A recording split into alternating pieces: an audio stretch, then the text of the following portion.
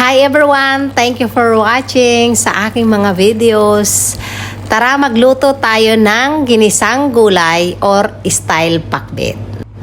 Natakam nga ako mga mare magluto ng gulay kaya ito yung naisip kong lutuing ulam. Style pakbet. Hindi ko kasi siya masabing pakbet talaga kasi nga ang original na pakbet, ang pagkakaalam ko, may sabaw na bagoong. So wala tayong sabaw na bagoong kaya ang ginamit ko salted shrimp, yung tinatawag naman sa ating alamang. At ayun na nga, ginisa na natin ng bawang, sibuyas at isinunod ko na yung kamatis.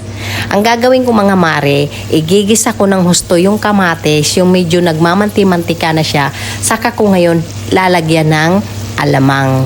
At sa ganitong klaseng ulam, ang gusto ko talaga yung lutong-luto yung alamang, kumbaga wala yung lansa. At hindi siya masyado maalat. Yung alamang kasing ginamit ko rito, hindi naman siya gaano maalat, kaya swak yun sa panlasa natin. Ginisa na nga natin ang alamang. Kung mapapansin nyo mga mare, tingnan nyo, diba? Nagmamanti-mantika siya. Nang sa ganon, yung lasa talaga, labas na labas kasama ng mga kamatis bago natin lagyan ng gulay. Inuna ko nga pala yung kalabasa dahil medyo matigas ang kalabasa. Pero ayaw ko rin naman maging malambot siya. Kumbaga, sakto lang.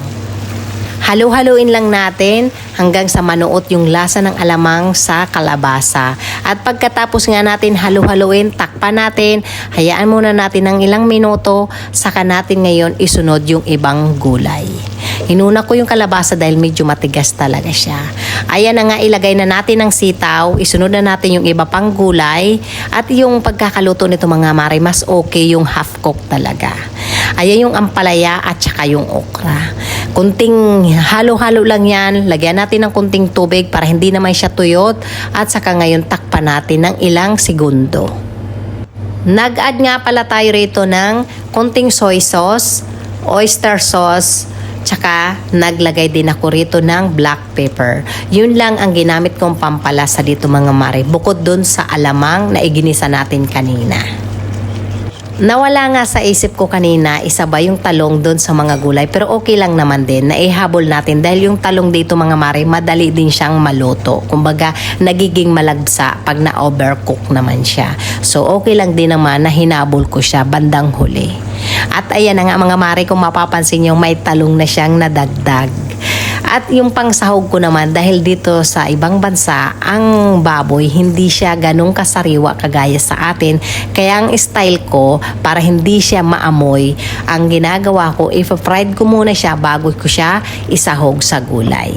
Ayoko yung diretsahang sahog kasi hindi talaga maganda yung baboy dito sa ibang bansa. Sana nagustuhan nyo rin yung aking recipe. Naglagay nga rin pala akong sa toppings ng chicken flakes. Yun lang. Have a nice day.